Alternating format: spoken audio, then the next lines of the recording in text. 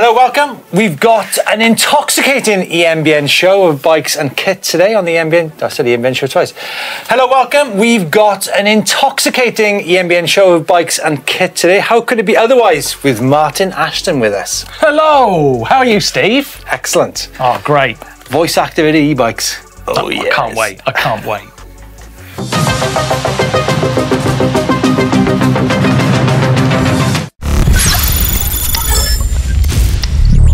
Martin, new Nukeproof Megawatt. Love it. I like it a lot. 4 models. We've got the Compton Elite Factory and the RS. Now, the cool thing about the new Megawatt is it features the Shimano EP801 motor.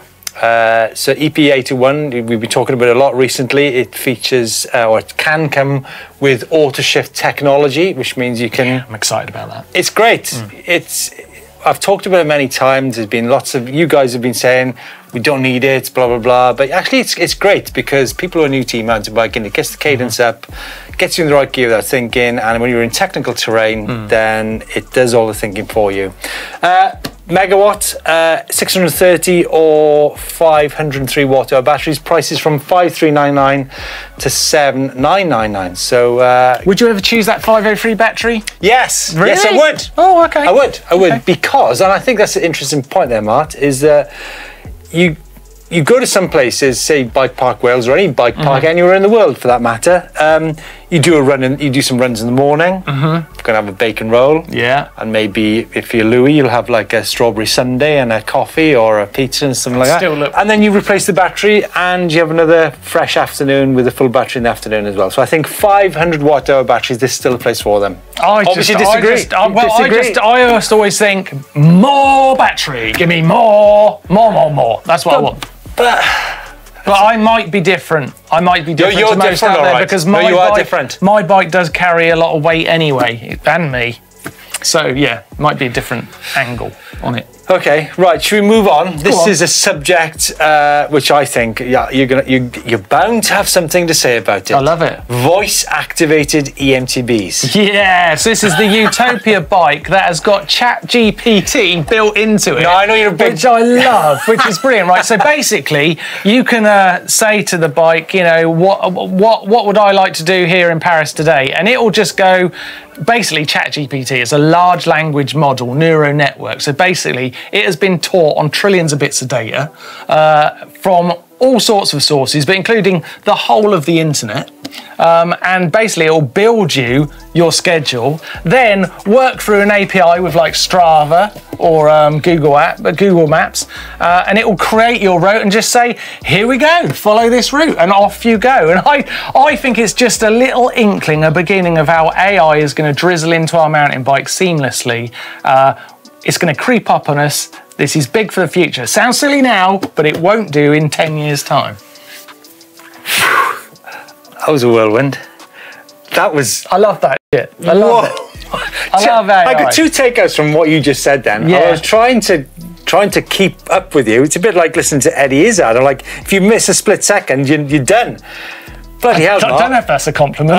It's a compliment, all right. Two takeouts from what you just said there. The first thing was Paris. I was like, Paris? I was like, do you spend a lot of time in Paris? No. And the second one is, I'm like thinking, well, actually, I can say to my e-man to Bike of the Future, go, can you write the script for next week's show and get Martin Ashton to deliver it? Yeah, you can do that very easily. You can do that very easily. Yeah, man, of course. Yeah. But I think on a GPT model, you can do that in moments. I think on e-bikes, on your bikes as well, like the whole idea of, you know, okay, can you put it into boost mode? Can you make the range? Can you make the bike run on more efficient range rather than power? It's a much bigger picture than that. I mean, I have done a whole video on this. I literally went to San Francisco and went round Silicon Valley and did a video, kind of musing when we were at Sea Otter, and I kind of mused on the idea of where will AI fit into mountain bikes. biking because it's going to fit into all of our Is this lives. video on the channel? It's not out yet. It's coming. We had a little bit of an issue on a drawing I'd done, and a bit of licensing has delayed it a week.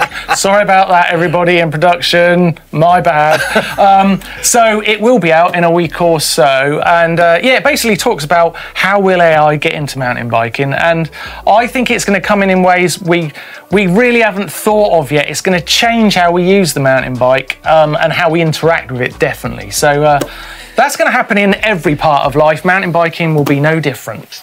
I can't wait to see that video. I think that's going to be a highlight video of the year. I doubt that. I doubt that heavily. Come on, Martin. I think Louis seen some of it and he's saying iffy. But it's a bit of fun, isn't it? It's a bit of fun. I mean, AI is always a bit of fun. Actually, I used to live next to an AI factory when I was younger. An AI factory? But that's a different kind of thing altogether. Let's move on swiftly to... An AI factory? Leave it, Martin. I lived in a dairy area. Leave it, okay? The next towel spectrum. Dairy. How did that help me with the information? Leave it. What connection has dairy got to AI means different things in different parts of the world. Does it? What else does it mean? Come on, let's move on to the next towel spectrum from Italy. I've got to know what else AI stands for. I'm sorry to talk over you, Martin, but I really need to move on from this. Go on. Oh, don't be like that. Animal something. Oh, I knew it. I knew I'd struggle. I knew I'd struggle with this show. Is it just animal industry? Can we just move on, please? Okay. Come on. Next towel spectrum. I tell you, I can't doing shows in my... Right. I don't know. Let's talk about... Have you put something in my tea? Steve, compose yourself. Next up, we're talking about the next towel spectrum. All right, now you sent me to the link to this. Now, can I... It's from Italy. Look, it's a new bike. No, but look at the lead up the website gives you, Steve. It does. Oh my God, look at it. I can't wait to see this bike. The lights come on, the lights, and it's like... the drama. And it's like, oh my God, this is going to be insane. That piece of shit turns up. Much. Oh my God, it looks about 4 years old. It might say like 10 years old, but it's disappointing. Don't build me up and start me low and bring me in, but don't build me up and then smash me down. Yeah, it's a bit like, you know... Should we have a look at what it really is, though? What's the details? Look, the cool thing is, right? The cool thing about it. No, I'm seriously, the heart of this bike is the Polini EP3 MX motor, which is one of the best motors on the market. It's super powerful, and the key thing is you can actually rebuild it. Now, on last week's show, we had this old business about motors being replaced. Certain shops in Europe and the UK replacing 1,000 motors per year. That's one shop. Okay, let's have a look at some comments, how you've been getting involved with the channel. First one is from Sergey, who's got a comment here. Sergey120, can you power wash an e-bike? And no, I'm not trolling, I really don't know. Why would that be a troll? Anyway, let's not get stuck on that. Can you power wash an e-bike, Steve? Can you do it? Can you? Why asking me? You've got a bike. Do you wash your bike? No, do you power wash your bike? No, I have people do it for me. Do you really? Yeah. Okay, right. So that's putting me on the spot then. I don't power wash e-bikes either. No? I don't wash bikes full stop. We're not the right person. We're the wrong people to ask. Louis, can you power wash an e-bike? Still waiting for my bike. Anybody know anything around here? I think Chris Smith did a video on power washing e-bikes gently. Shall I ring him? You can do. Chris will tell you. Chris will say, yes, you can do, but you need to stand back a bit on it. Let me give him a ring. Are you actually going to call Chris? Let's see what he says. Because... Are you actually going to call it? Yeah, why not? No, you're not going to call Chris now, really? Yeah. Okay, this is Chris Smith, so get in there. We should be asking Adam, but, you know, we're asking Chris. There you go. No messing from... Hello mate, you alright? Oh mate, how's it going? I'm good, how are you? Yeah, good. Dude, we're just filming a show and we've got a comment asking, can we power wash an e-bike? And me and Steve don't know. What's Chris, the answer? Hi Chris. The thing is, we generally don't, there's three of us in the room and Steve, let's play a game. It's called Shut Up. You go first. Go on, Chris. Yeah, you can definitely power wash it. Just go careful around like the control, like the mode switch and battery. Good point. Motor, really. Good point. Nice That's what one. you need. All right, there you go. Right, I'm gonna use that answer. Thanks, Chris. You're a gem. So basically, Chris is saying you can, but watch the power modes and stuff, because if you get that's electronics, isn't it? So you don't want to go crazy around there. But other than that, they're pretty much waterproof, aren't they, Steve? So we should be fine. Well, I'm going to go out and buy a power washer then. I'm not. I'm going to let other people do it. Next comment, please. Holy, I told you. I told you, guys. I told you. I feel inebriated. Do you? I feel like... I mean, who needs to go out on the town when you can do a show in Martin Ashton, honestly? I don't really see what I'm doing. I literally feel intoxicated. I think it's you, not me. It's not. Maybe you are. Next one is from Into Break, sorry. He says, I'm a technical climber and class myself quite adept in that area. I'm not sure if auto shift would be for me. I feel I know exactly what gear I need to be in and give me the correct cadence in the terrain I'm climbing. How good is it? And do I need to try it? Brilliant question. Yes, you need to try it, basically. I mean, you're talking technical climbing. You're probably one with the most brilliant technical climbers in the world, yeah? Was. Well, no, I wasn't. No, hang on. That's like I just took on that compliment like it was true. No, it is? No. So, it's a technical climbing, Mark. Yes. So when you're climbing, I mean, you... trying to change gear when you're climbing terrain, it's a bit like on a trials bike. You make your move and you go for it. The thing with auto shift, if you make your move and you get it wrong, it'll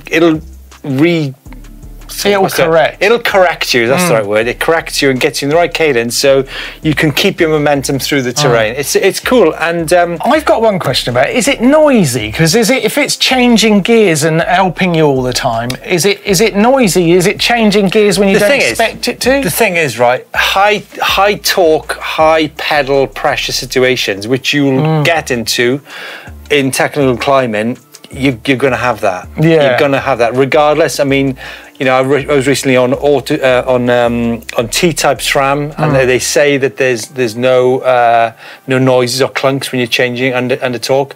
There is. I mean, as much as many people say there's not, there is. So the great thing about auto shift, it comes with Link Glide, which is 300% more durable. So it's designed to deal with that. I mean, at the end of the day, keep your riding smooth. It's all about riding technique at the end of the day, isn't it? As much as shifting. So you should actually preempt the shift anyway when you're climbing. Yeah, you should. Trust. It's all about, I guess it's a bit like AI. You need to trust it. Trust it. It's going to look after you. Give it a go. This week's question, it's everybody's chance to get involved and give us some answers. You can get down there in the comments and have a bit of a party. This week's question, have you had an issue with an e-bike component that needed warranty replacement? Was it difficult and why? So what was the experience like if you did have to have a component from an e-bike replaced? I feel like there might be quite a few people get involved. Just a guess. Just a guess. But let us know, what was the experience? What was it? Call it out, and then we'll all be learning down in the comments down below. That's your weekly question. Party time. I don't know if we needed the party time. I like the party time. I think we should cut before the party time. The party was good. I feel for your career, we should lose the party time. Why? It's for your own good, Steve. Right, it's Bikevault time. Me and Martin haven't done a Bikevault for many, many months, I think. Yes, the Bikevault was controversial. Stolen from EMBN, from the GMBN Dirt Shed show. That's its original home. And let's see how you bastardise it this week, because you've never got it right. It's a Santa Cruz heckler from Brian in, I don't know, it's in, okay then, go on then. Pronounce that, if you will. I haven't got it up on my screen, but here it is. It's coming, don't worry. Yeah, okay. First thing I'd say is that fantastic graffiti behind it. Pronounce that street, if you will, then, Martin. The location is Wissahickon Park in Philadelphia. There you go. And it's a lovely looking Santa Cruz. It's called the Wiss. I think that's a super nice. No comment. Next up is from Saskatoon in Saskatchewan, Canada, TJ. And a Tage X1. Yeah. This is what I love about the bike vault, the Tage X1. Look, it's got a Bafang motor on there. I like the colour of it, Mark. It's got a nice little mudguard, like inner tube mudguard mod in there under the... Saskatoon. Have you ever been to Saskatoon, Mark? I haven't, no, but it's one of those... It's Saskatchewan, isn't it? Yeah. Yes, Saskatoon in Saskatchewan in You've been down to Joe's Ice Cream Parlour in the Mumbles recently. Sorry, I'm getting diverted. Anyway, it's a nice... I think it's super nice, isn't it? It's nice. Next up, Theodore in God, the place is Transylvania, Romania. We are going all around the world, Theodore, Turbo Lever Comp. It's in the garden. I'm loving the sunflowers in the background. Yeah, it's a beautiful shot, that. That's got everything happening. That's a big super nice. Excellent. Big super nice. And finally, Stefan in Jakobstad in Finland. God, we are going all over the world. Yes. Nearly 1,000 kilometres on the latest model of the rail. I really like the rail. Controversial tan walls, Steve, for you or not?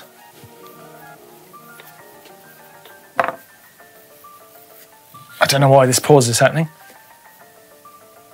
I've never actually even thought about it. Is tan wall controversial? It's a tyre. What the fuck are you on about? You are so weird. You're fucking weird.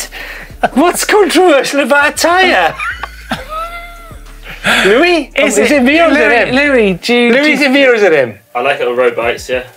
You like it on a road bike, do you? That is controversial. That really is controversial. Wow, you don't see that very often. On an e-bike, though. On an e-bike, it's a bit cool, isn't it? It's a bit, I don't know. It's a nice looking bike, like lovely trek. I'd say it's a super nice. Boom. Tan wall or not? Tan walls. Okay. Your pause then was so long. I was like, what is happening? Cade Edwards has been riding a shopping bike at the World. Leave it. Let's just move on. I'm going. Just go. Cade Edwards, I'm not looking at you. Cade Edwards has been riding a shopping bike. These bikes should not be going down them trails. That is awesome. I like that a lot. Cool, isn't it? But is it as cool as Tony Bow in the stream bed? He's making this look way too easy. I mean, once he starts hopping, I get a bit bored. But that first little burst where he really uses the e-bike power and times it right, that is beautiful. And then he sort of ruins it by going too far up with lots of... But also, I like the fact he comes out to the move and he's smiling and thinking, yeah, I made that. Yeah. He's happy with himself. So for Tony Bow to be happy with the move... Yeah. Lastly, Tom Cardy making the high bike look absolutely banging with power, even though it's lightweight. Great bit of riding by Tom. Yeah. Great rider, Tom Cardy. Oh, yeah. And also Chris Smith been riding the high bikes in some fantastic races ever since recently. Tom and Chris have been involved in high bike, they've got cooler looking.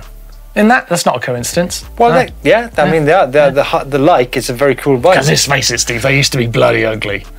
Didn't they? Not as ugly as that. Not as ugly. No, they did not. I disagree with you there. Yeah, I disagree with you. And now they're cool. They were yuck. Anyway. I mean, if you're ugly, we looked at that bike earlier in the show today, right? Yeah. What was it called again? Let's not even try and remember. And that's it for this week's EMBN show. I told you it was going to be a roller coaster. That was bloody fun, though. I enjoyed myself. It's a bit like, when you're drinking 6% beer, then you go for 4%, and it's like... It's a bit like a fever dream, isn't it? A bit like a fever dream. You feel like you're going to wake up in a sweat any moment. It's like it has... Yeah, you're right, Steve. I cannot tell you what it's like to be sat in this seat next to Martin Ashton doing a show. It's quite an experience, I have to say. Weirdly, I can't tell you what it's like to be sat in any seat. That's a coincidence, isn't it? Help.